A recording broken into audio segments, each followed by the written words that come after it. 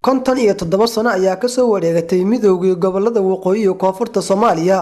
kuwaasi oo iska qaaday heryadii gumaysiga Talyaaniga koonfurta gumaysanayay iyo Ingiriiska oo isna gumaysanayay waqooyiga Soomaaliya xalay aqalka dawladda hoose wuxuu kulmiyay shacab dawlad iyo waliba diblomaasiyiin caalamiya suugaan si qoto dheer uga hadlaysa halgankii la soo maray iyo neecawda gobonnimada ayaa halkaasi lagu soo bandhigay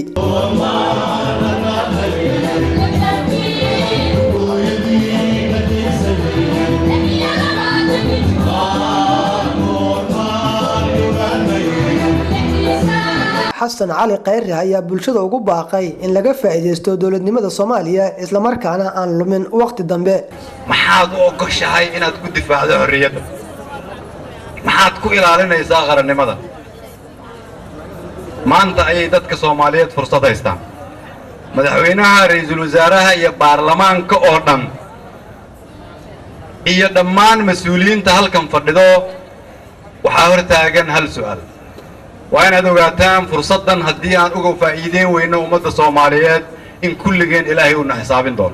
مدحونا الصومالية محمد عبد الله فرماجو وأمد الصوماليات وجو أمبلي حسك كود اللوليو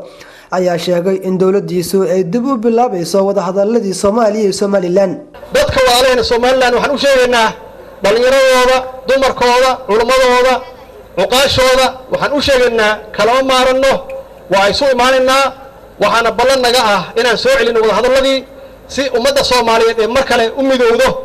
madaxweyne Farmaajo ayaa sheegay in halgamayaashii iyo dadkii dalka wax soo taray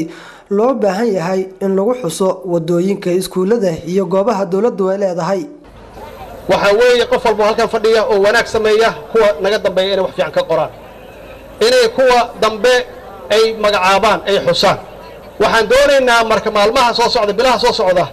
iyo sanadka soo socda intaan la gaarin ka hor inaan ku magacaawno daaraha dawladdu leedahay jidadka dadka ugu horeeyaan Allah u naxariisto Cabdullaahi Ciise Maxamuud oo ahaa ra'iisul wasaarihii ugu horeeyay Soomaaliya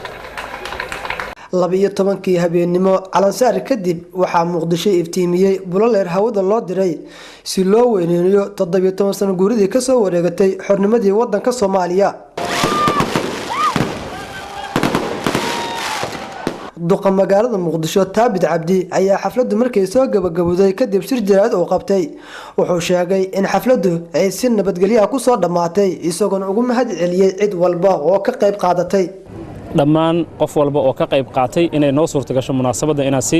nabad leh ku dhameysano ugu horeeyaan ciidamada qalabka sida qaybahooda kala duwan oo suurta geliyay meel walba ay joogaan ha ahaato xamar ama ka baxsan oo mar walba ayaga inoo ah maanta halyeeyada Soomaaliyeed ee dhiigooda iyo naftooda noo hura waxaan u mahadnaqayaa shacbiga Soomaaliyeed meel kasta ay joogaan sanadii 1960 kooda luuliya caawa kale ayaa waxa lagu xasuustaa inay midoobeen goboladii waqooyiga koonfurta Soomaaliya kuwaasi oo ka xiroobay gumaystihii Ingiriiska iyo Talyaaniga oo gumaysanayay Cabdiraxmaan Cabdullaahi Honkabel TV magaalada Muqdisho